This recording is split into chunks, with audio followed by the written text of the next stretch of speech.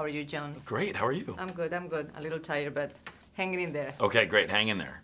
You're almost there. Yeah.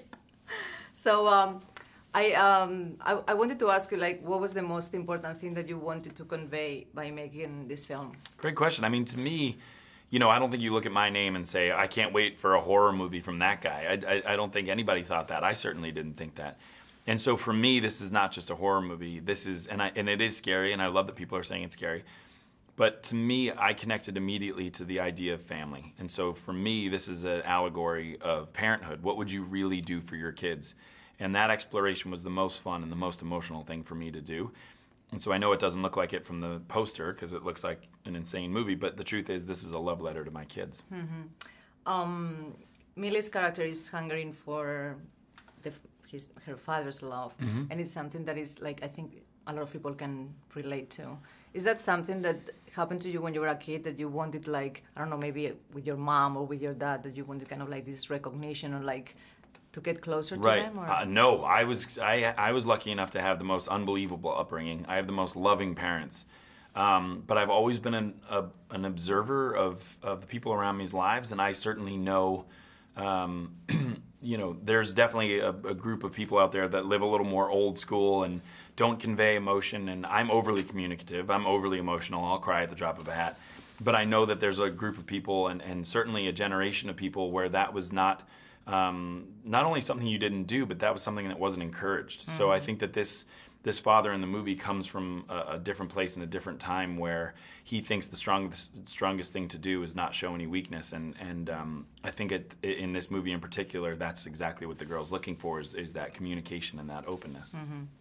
I think you were raised Catholic. I was raised Catholic too. And I don't know about you, but I carry like this guilt that I'm trying to get rid of, and I'm doing better now. Okay, good. Good. Congratulations. Yeah, thank you. But I was wondering if because it's like, I mean, I have a lot of Catholic friends, and they seem to have the same issue. I was wondering what's... Yeah, I mean, I think that the thing about any religion, certainly Catholicism, you know, I always joke that, you know, I can't take compliments and things like that because I'm Catholic. But the truth is I think it's just, it puts the onus on you. Catholicism and a lot of religion puts the onus on you of how you want to move forward.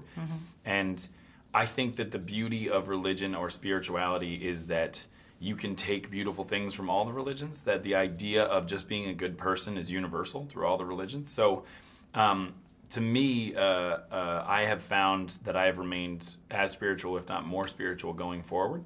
But I've loved experiencing through my lovely opportunity that I've been given to get to see how other people practice religion. In this movie in particular, I mean, one of my favorite scenes is the scene at dinner where they all pray. And one thing I've always been fascinated by is the innate strength that people have in a horrible trauma, when they have a horrible moment in their life. Some people find faith, some people cling to faith, some people lose faith. And I think that that idea is very interesting because there is such a strength to remaining faithful in a moment that is this horrible.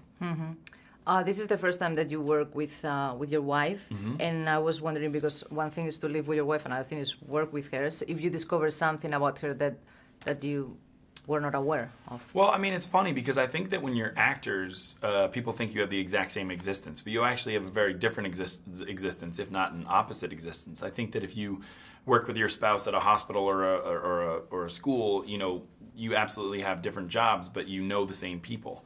And we don't know any of the same people because she's usually working in another country, another cast, another crew. And so what I learned most about her was about her professional life. I've never seen her at work. And so I realized what an incredible talent she was, which I already knew, but I knew why. And then I saw how incredibly professional she was, how kind she was, how prepared, and how every day she lifted the spirits of everybody working. She made every day better. So looking forward to working with her again, I guess. I would love to. I don't know if it's ever going to get better than this, but yeah, I would love to work with her again. Awesome. Well, congratulations on the film. Thank you so much. I appreciate it. Thank you.